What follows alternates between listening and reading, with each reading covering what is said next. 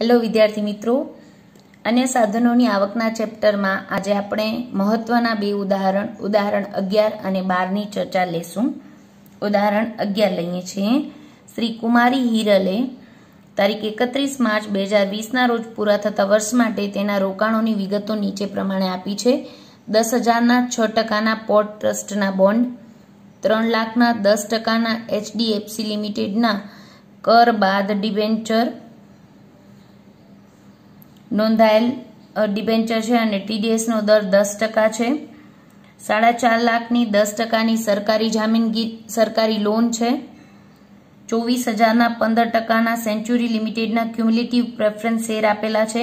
Preference share પરનું dividend શું છે? કરમુક્ત ગણાય. ત્યારબાદ 2,70,000ના 10%ના અંબુજા લિમિટેડના કરમુક્ત ડિબેન્ચર બિન નોંધાયેલ અને ટીડીએસ નો દર 10% છે. અહીંયા કરમુક્ત વેપારી જામીનગીરી છે એટલે ટીડીએસ નો લાભ મળે જ, પણ કર બાદ હોય ત્યારે આપણે જનરલી મેં તમને કીધું હતું કે ભૂલ અહીંયા થતી હોય છે વિદ્યાર્થીઓની, એટલે ખાસ ધ્યાન રાખજો. કર બાદ ડિબેન્ચરમાં ગ્રોસિંગ અપ કરવું કે નહીં એનો આધાર શેના ઉપર છે? તો કે જો તમને નેટ વ્યાજની આવક જ આપી હોય કે આટલા રૂપિયા વ્યાજ મળવા પાત્ર થયું તો એ તમને ગ્રોસિંગ અપ કરવું પડે. પણ જો તમને ડિબેન્ચર કેટલાના છે અને વ્યાજનો દર આપેલો હોય તો ગ્રોસિંગ અપ કરાય નહીં. 3 લાખના 10% 30,000 એ તમારી ગ્રોસ આવક ગણાય. એટલે અહીંયા ગ્રોસિંગ અપ થશે નહીં કર બાદ ડિબેન્ચરમાં, જ્યારે અહીંયા કરમુક્ત વેપારી જામીનગીરી છે એટલે ગ્રોસિંગ અપ થાય ને થાય જ. પછી કીધું છે તારીખ 1/6/2019 ના રોજ 7%ના પોર્ટ ટ્રસ્ટ બોન્ડ, જે અહીંયા જોયા 7%ના પોર્ટ ટ્રસ્ટના બોન્ડ છે એ 15,000માં વેચીને રાજમોતી લિમિટેડના રોકડેથી કરમુક્ત 45,000ના 12%ના ડિબેન્ચર 42,000માં ખરીદ્યા છે અને ટીડીએસ નો દર 10% છે.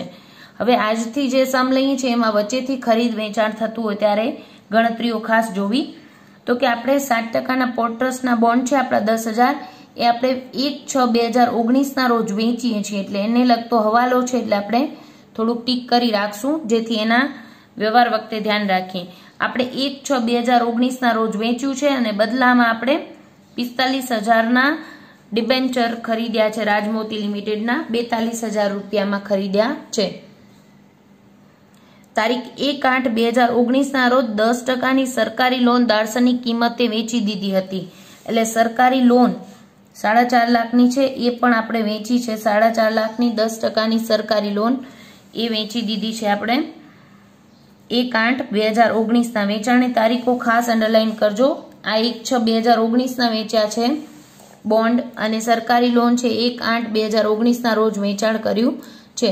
ત્યારબાદ કીધું છે રોકાણો પર દર વર્ષે 1 જુલાઈ અને 1 જાન્યુઆરીના રોજ વ્યાજની ચૂકવણી થાય છે. અત્યાર સુધી આપણે દાખલા લીધા એમાં વાર્ષિક વ્યાજની ચૂકવણી હતી અને આપણે કુલ રકમ લેતા હતા. અહીંયા આપણે વ્યાજ વચ્ચેથી ખરીદ વેચાણ હોય ત્યારે વ્યાજ આપણે મળશે કે નહીં એ જોવા માટે 1 જુલાઈ એટલે તારીખો આપેલી છે. કંપની દર વર્ષે 1 જુલાઈ અને 1 જાન્યુઆરીના આપણે વ્યાજ આપે છે. પ્રેફરન્સ ડિવિડન્ડ 31/12/2019 ના રોજ એના ઉપર ડિવિડન્ડ મળ્યું છે. તેમના વિવિધ રોકાણો પર વ્યાજ ઉઘરાવી આપવા બદલ બેંકે 500 કમિશન વસૂલ કર્યું છે. રોકાણો પર વ્યાજ કરપાત્ર આવક મેળવવા માટે ઉઘરાણી માટે બેંકે કમિશન લીધું છે તો એ ખર્ચ બાદ મળશે 500 રૂપિયા.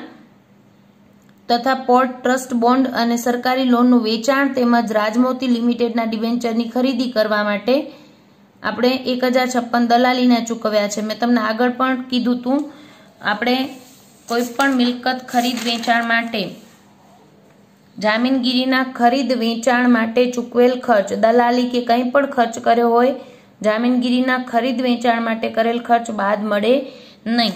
એટલે આપણે 1,056 રૂપિયા જે આપણે ખર્ચ કર્યો છે પોર્ટ ટ્રસ્ટ બોન્ડ વેચ્યા અને સરકારી લોનના વેચાણ માટે અને રાજમોતી લિમિટેડના ડિબેન્ચરની ખરીદી માટે ચૂકવેલ દલાલીની રકમ તમને કપાત તરીકે બાદ મળશે નહીં. કુમારી હિરલની આકારણી વર્ષ 2020-21 માટે અન્ય સાધનોની આવકની ગણતરી કરો. હવે મેઇન વસ્તુ આપણે જ્યારે જે વસ્તુ ખરીદ વેચાણ હોય એની વ્યાજની આવક વખતે ધ્યાન રાખવાનું છે. તો આપણે પોર્ટ ટ્રસ્ટ બોન્ડ વેચ્યા છે અને સરકારી લોન વેચી છે, બંનેની તારીખો છે એવું હોય તો અહીંયા પણ લખી નાખવાની 1/6/2019 વેચ્યા છે પોર્ટ ટ્રસ્ટના બોન્ડ, અને સરકારી જામીનગીરી વેચી છે, સરકારી લોન વેચી છે 1/8/2019 રોજ, અને 1/6/2019 પોર્ટ ટ્રસ્ટના બોન્ડ વેચીને આપણે તરત જ રાજમોતી લિમિટેડના ડિબેન્ચર ખરીદ્યા છે. એટલે આ ખરીદીની તારીખ કઈ છે? રાજમોતી લિમિટેડની ના ડિબેન્ચર ખરીદ્યા 1/6/2019 જે દિવસે આપણે આ વેચ્યા છે એ દિવસે. ક્લિયર? એટલે આપણે સ્ટાર્ટ કરીએ. કુમારી હિરલની અન્ય સાધનોની કરપાત્ર આવકની ગણતરી દર્શાવતું પત્રક પહેલે લઈએ છીએ. સૌથી પહેલા તો તમને પર્ટિક્યુલર વ્યાજની તારીખો ખાસ નોટ ડાઉન કરી લેવી. 1 જુલાઈ અને 1 જાન્યુઆરી. મેં લેક્ચર નંબર 3 માં મોસ્ટ ઇમ્પોર્ટન્ટ મુદ્દાઓ બધા કીધા છે. એમાં ખાસ કીધું હતું કે આપણે વ્યાજ જે વર્ષે લેણું થાય એ વર્ષની આવક ગણાય, નહીં કે જ્યારે મળે ત્યારે.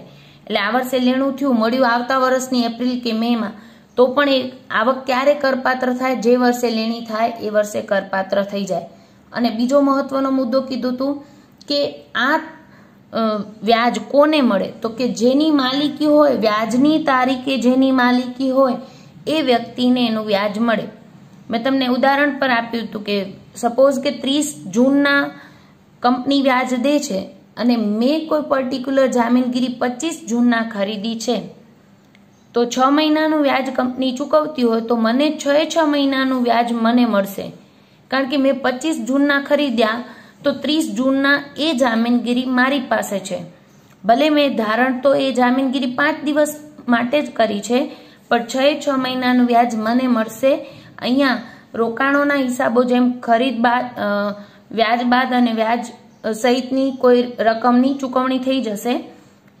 વ્યાજની તારીખે આપણી પાસે જામીનગીરી છે તો આપણે વ્યાજ મળશે.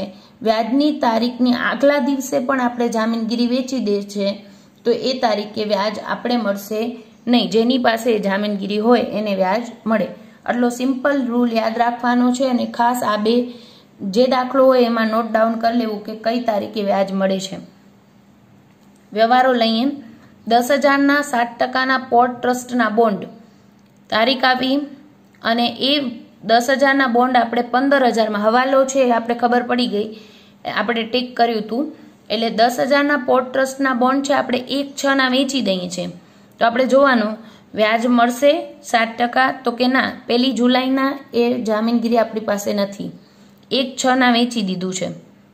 1 જૂનના, તો 1 જુલાઈના પણ એ જામીનગીરી આપણી પાસે નથી, 1 જાન્યુઆરીના પણ એ જામીનગીરી આપણી પાસે નથી, એટલે આપણે વ્યાજ મળશે નહીં. પોર્ટ ટ્રસ્ટના બોન્ડ ઉપરનું વ્યાજ આપણે ક્યાંય લખશું નહીં.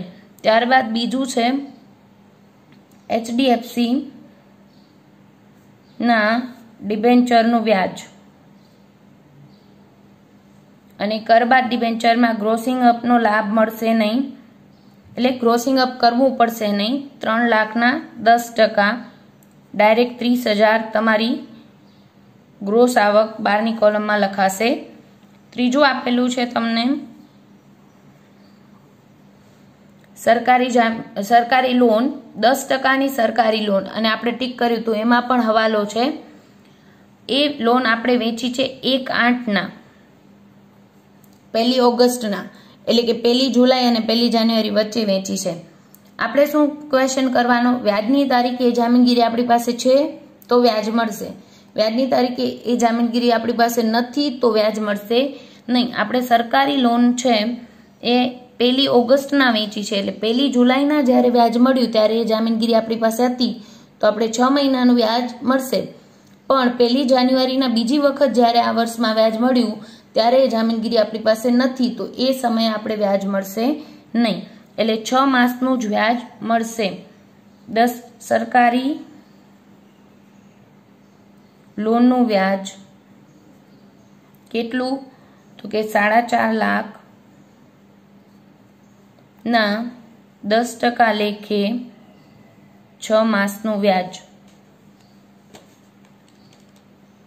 4,50,000ના 10% ગુણ્યા 6/12 કરીએ એટલે આપણને મળશે 22,500 રૂપિયા.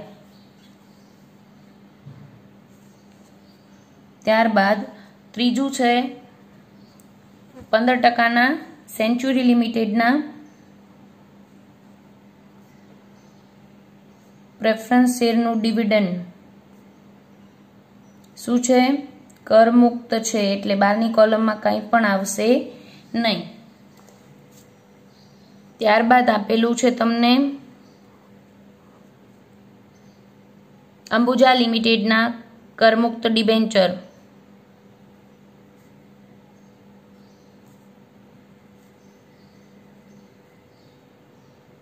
એનું વ્યાજ તો કે આપણે આપેલું છે 2,70,000ના ડિબેન્ચર છે, એના ઉપર 10% લેખે વ્યાજ 27,000 થાય.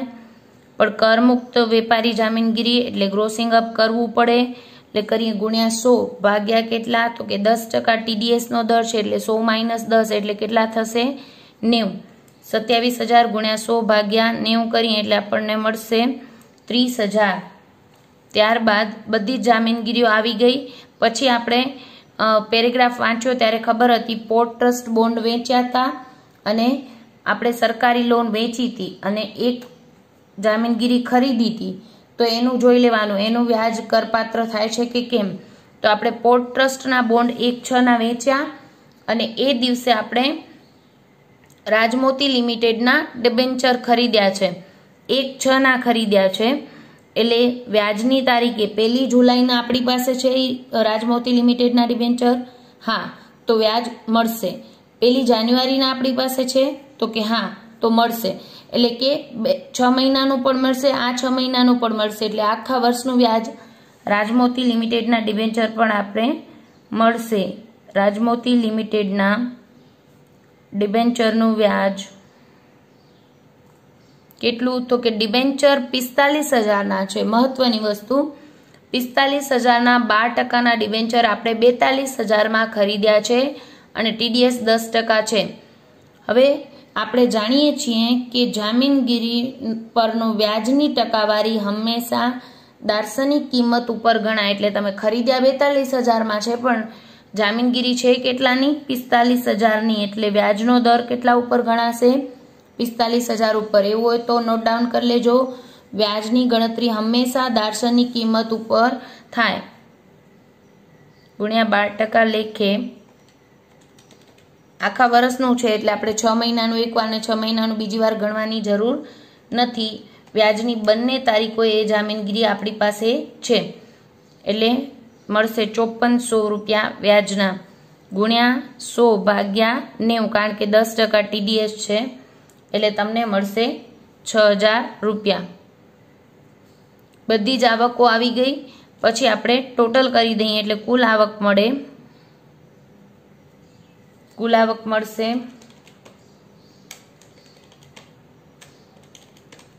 88,500 રૂપિયા. અને એમાંથી ખાસ કપાતો બાદ કરશું. ખાસ કપાતોમાં આપણને પેલી કીધી હતી બેંક કમિશન, વ્યાજ ઉઘરાવવા માટે બેંક કમિશન.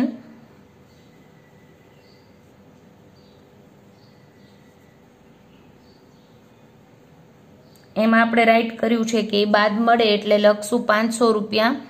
અને ત્યારબાદ બીજું હતું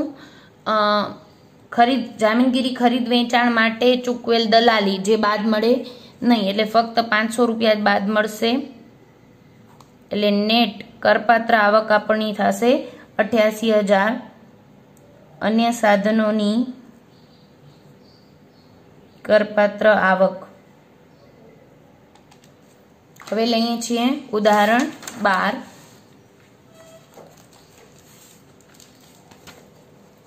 મસ્ત ટોપિક એમાં આવી જાય છે, એટલે ખાસ ધ્યાન રાખજો. શ્રી અક્રમે 31 માર્ચ 2020ના રોજ પૂરા થતા વર્ષ માટે તેના રોકાણોની વિગતો નીચે મુજબ આપી છે. 36,000ના 10%ના ક્ષ લિમિટેડના કરમુક્ત ડિબેન્ચરો, TDS નો દર 10% છે. કરમુક્ત ડિબેન્ચર છે એટલે ગ્રોસિંગ અપ થાય જ. ત્યારબાદ કીધું છે 54,000ની 7%ની ગુજરાત સરકારની લોન, 5,000ના 6.5%ના treasury saving deposit certificate. Treasury saving deposit certificate કલમ 10-15 હેઠળ કરમુક્ત સરકારી જામીનગીરી છે, સંપૂર્ણપણે કરમુક્ત, એટલે આનું વ્યાજ કરમુક્ત થાય, કાંઈ નહીં આવે.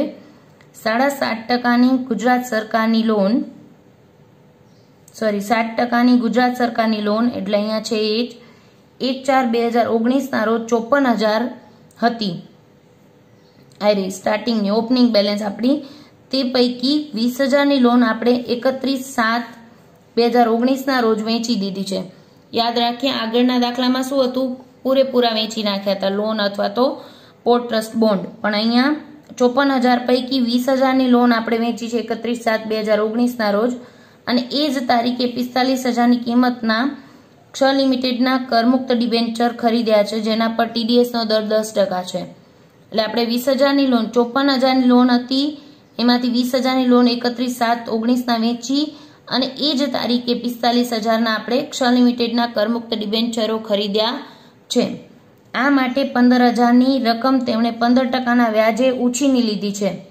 એટલે લોન લીધી છે કારણ કે આપણે તો 20,000ની લોન વેચી એટલે 20,000 રૂપિયા આવ્યા હશે અને ખરીદ્યું આપણે જામીનગીરી છે ક્ષ લિમિટેડના ડિબેન્ચર એ 45,000ના ખરીદ્યા એટલે આપણે 15,000ની લોન લેવી પડી 15,000ની લોન લીધી એટલે લોનનું વ્યાજ આપણે કપાત તરીકે બાદ મળે જામીનગીરી ખરીદવા માટે લોન લીધી હોય તો એ લોન ઉપર ચૂકવેલ વ્યાજ કપાત તરીકે બાદ મળશે વ્યાજ 30/6 અને 31/12 રોજ મળતું હતું વ્યાજની તારીખો ખાસ ધ્યાન રાખવી પછી કીધું છે વિદેશી કંપનીઓને શેર પર મળેલ ડિવિડન્ડની આવક વિદેશી કંપનીની ડિવિડન્ડની આવક પૂરેપૂરી કરપાત્ર પાછલા વર્ષ દરમિયાન નીચે મુજબ ખેતીની આવક મળી હતી ભારતમાં સ્થિત જમીનમાંથી ખેતીની આવક શું છે કરમુક્ત છે પરદેશમાં સ્થિત જમીનની આવક 3,25,000 એ શું થશે કરપાત્ર થશે પરદેશમાં સ્થિત જમીનની આવક કરપાત્ર આકારણી વર્ષ 2020-21 માટે અન્ય સાધનોની કરપાત્ર આવકની ગણતરી કરો આજનો દાખલાનો મેઇન ટોપિક આટલી વસ્તુ ખાસ ધ્યાન રાખવાની છે લઈ લઈએ શ્રી અક્રમની અન્ય સાધનોની કરપાત્ર આવકની ગણતરી પહેલે આપણે કીધું છે ક્ષ લિમિટેડના કરમુક્ત ડિબેન્ચર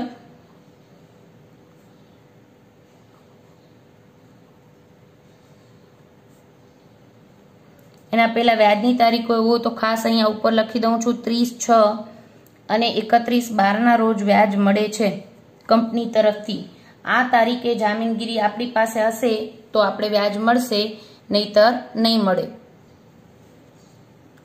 કરમુક્ત ડિબેન્ચરનું વ્યાજ છે એમાં આપણી પાસે 36,000ના ડિબેન્ચર છે 36,000 ઉપર 10% લેખે 3,600 રૂપિયા વ્યાજ મળે પરંતુ ગ્રોસિંગ અપ કરવું પડશે કરમુક્ત જામીનગીરી છે ગુણ્યા 100/90 કારણ કે 10% ટીડીએસનો દર છે એટલે ભાગાકારમાં 90 લેશું 4,000 આપણી કરપાત્ર આવક પછી આપણે ગુજરાત સરકારની લોન લીધી છે પણ ગુજરાત સરકારની લોનમાં આપણે થોડીક વેચી છે અને સૌથી મહત્વના હવાલા ત્યાં જ છે કે આપણે ગુજરાત સરકારની લોન વેચી છે અને ક્ષ લિમિટેડના ડિબેન્ચર જ ખરીદ્યા છે તો હજી આનામાં જ આપણે ક્ષ લિમિટેડના બીજા ડિબેન્ચર છે એની પર ચર્ચા અહીંયા લઈ લેશું ક્ષ લિમિટેડના કરમુક્ત ડિબેન્ચર નવા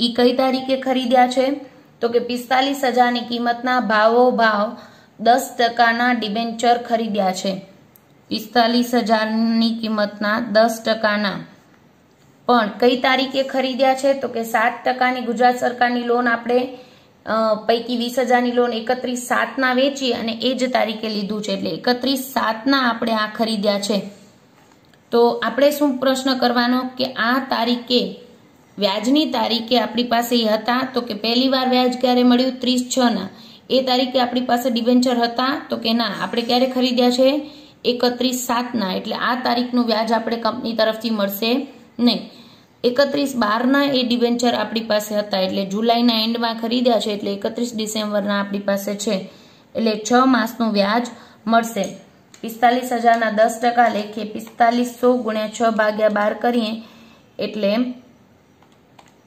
2,250 રૂપિયા આપણું વ્યાજ થાય અને એના ઉપર ટીડીએસ કપાય છે 10% લેખે એટલે ગ્રોસિંગ અપ કરશું ગુણ્યા 100/90 એટલે આપણને મળશે 2,500 રૂપિયા આના પર વ્યાજની આવક કરપાત્ર આવક વચ્ચેથી ખરીદી કે વેચાણ હોય ત્યારે ખાસ યાદ રાખવું. શું પ્રશ્ન પૂછવાનો? વ્યાજની તારીખે એ જામીનગીરી આપણી પાસે છે તો વ્યાજ મળશે, વ્યાજની તારીખે એ જામીનગીરી આપણી પાસે નથી તો વ્યાજ નહીં મળે.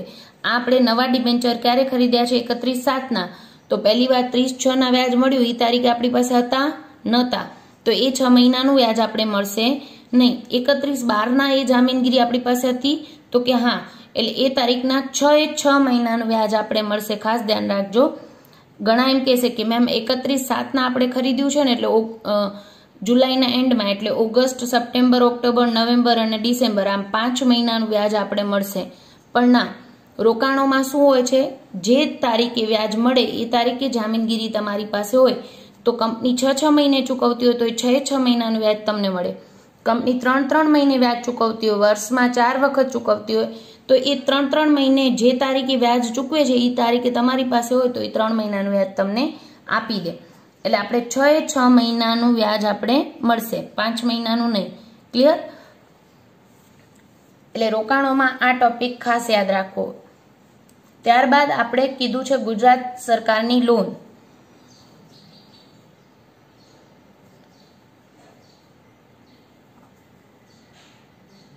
વેચી નાખી છે એટલે તો આમ તો આપણે લખતા પહેલા જ જોઈ લેવાનું, પણ પૂરેપૂરી નથી વેચી એટલે આપણે કંઈક તો રકમ આવશે જ.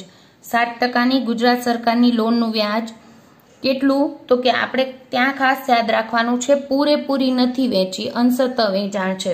તો આપણી પાસે 54,000ની હતી, એમાંથી આપણે 31/7 રોજ, આ બેની વચ્ચેની કોઈ તારીખે 31/7 રોજ 20,000ની વેચી નાખી છે. બાકીની તો છેલ્લી તારીખ સુધી આપણી પાસે છે. તો આપણે શું કરવાનું? વ્યાજની તારીખ 30/6 આપણી પાસે કેટલી છે એ તારીખે આપણે વ્યાજ મળશે તો કે હા, પૂરેપૂરી લોન આપણી પાસે હતી, આપણે તો પછી વેચી છે, એટલે આ તારીખે વ્યાજની તારીખે 6 મહિનાનું વ્યાજ આપણે મળશે. અને પૂરેપૂરી 54,000ની લોન પર વ્યાજના ટકા છે 7% ગુણ્યા 6 માસનું વ્યાજ મળશે. 54,000 ગુણ્યા 7% ગુણ્યા 6/12,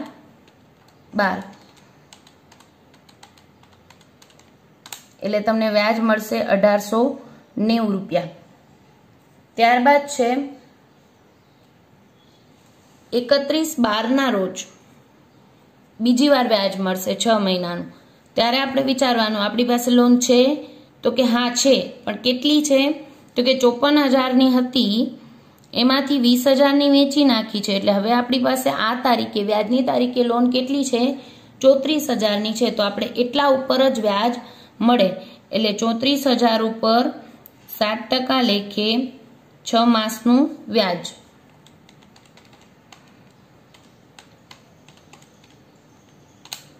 ₹1,190. આમ 1190 અને 1890 કુલ 3,080 રૂપિયા વર્ષમાં વ્યાજ મળશે ગુજરાત સરકારની લોન પર વ્યાજ.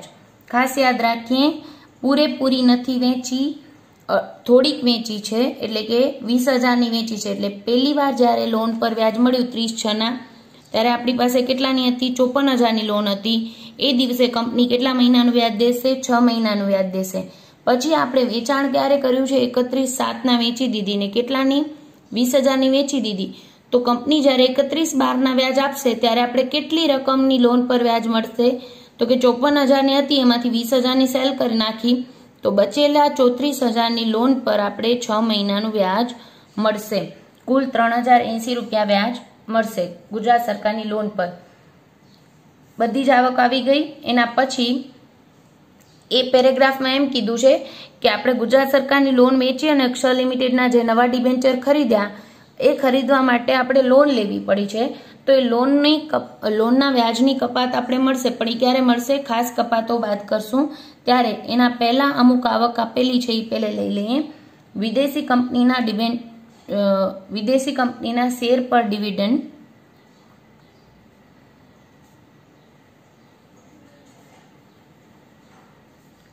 ટોટલ આપેલું છે 12,000 રૂપિયા, પૂરેપૂરું કરપાત્ર ગણાય. ભારતીય કંપનીના શેરનું ડિવિડન્ડ હોય તો 10 લાખ સુધી કરમુક્ત મળે. બાકી પરદેશી કંપનીની પૂરેપૂરું ડિવિડન્ડ કરપાત્ર ગણાય. ત્યારબાદ છે ખેતીની આવક. ખેતીની આવકમાં ભારતમાં સ્થિત ખેતીની આવક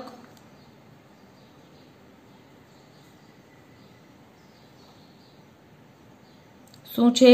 સંપૂર્ણપણે કરમુક્ત છે, એટલે 12ની કોલમમાં ડેશ. અને પરદેશમાં સ્થિત જમીન પર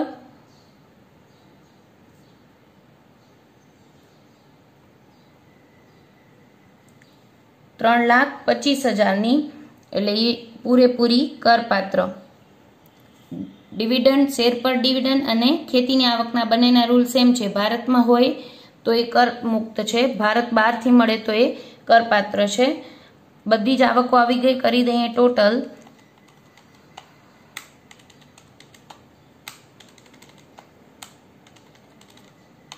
તમને મળશે ટોટલ $3,46,580 કુલ આવક. એમાંથી ખાસ કપાત આપણે જાણીએ છીએ કે લોન લીધી છે એટલે બાદ કરી દઈએ ખાસ કપાત. હવાલો જ્યાં હોય ત્યાં ખાસ રકમ વાંચતી વખતે ટીક કરી રાખવું, જેથી કોઈ વિગત લખવાની રહી જાય નહીં. ક્ષ લિમિટેડના ડિબેન્ચર ખરીદવા લીધેલ લોનનું વ્યાજ કપાત તરીકે બાદ મળશે. અહીંયા પણ મહત્વનો ટોપિક ખાસ ધ્યાન રાખજો. આપણે લોન કેટલાની લીધી છે? 15,000ની રકમની 15%ના વ્યાજે.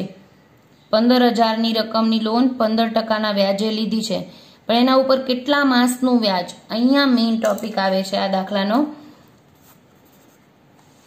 એક તો મેં તમને સમજાવ્યું કે તમે જે આ 31/7ના તમે ખરીદ્યા ડિવેન્ચર, તો તમને 5 મહિનાનું વ્યાજ નહીં મળે, 6 મહિનાનું મળશે. એટલે કે કંપની જ્યારે ડિવિડન્ડ કે વ્યાજ ચૂકવે છે ત્યારે શું જોઈએ છે? આ તારીખે આપણે માલિક હોઈએ તો એ તારીખે આપણે 6 મહિનાનું મળી જાય. પછી ભલે આપણે 5 દિવસ પહેલા ખરીદ્યા હોય, 4 મહિના પહેલા ખરીદ્યા હોય કે 3 મહિના પહેલા ખરીદ્યા હોય, 6 મહિનાનું વ્યાજ આપણે મળે છે. એટલે રોકાણના વ્યાજની બાબતમાં એ રૂલ લાગુ પડે. પણ આપણે આ લોન માટે આપણી પાસે રૂપિયા નહોતા તો આપણે બેંક પાસેથી ઉછીના લઈએ છીએ. 15,000ની લોન લીધી છે તો એમ નહીં કે તમને કેટલા મહિનાનું વ્યાજ મળે, એ તો જેટલા સમય માટે આ એની રકમ વાપરી હશે એટલા સમય ઉપર લોનનું વ્યાજ ચૂકવવું પડશે. તો આ લોન કઈ તારીખે લીધી છે? જે તારીખે આપણે ક્ષ લિમિટેડના ડિબેન્ચર લીધા 31/7ના રોજ. તો આપણે 31/7ના લોન લીધી ને આપણું વર્ષ પૂરું ક્યારે થાય છે? 31/3ના રોજ. તો એટલા સમય આપણે નાણાં વાપર્યા બેંકના, તો એટલા સમય ઉપર આ લોનનું વ્યાજ આપણે ચૂકવવું પડશે.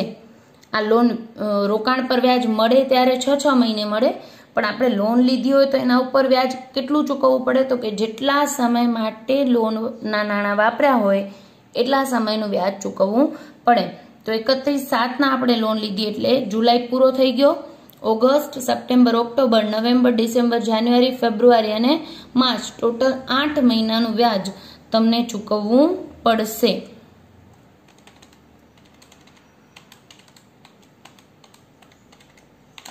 કુલ $1,500 કપાત તરીકે બાદ મળશે. બીજી કોઈ કપાત છે નહીં એટલે ડાયરેક્ટ આપણે 12ની કોલમમાં મૂકી દઈએ છીએ. અને કુલ આવક 3,46,580 માંથી બાદ કરીએ એટલે આપણને મળશે $3,45,080 અન્ય સાધનની કરપાત્ર આવક.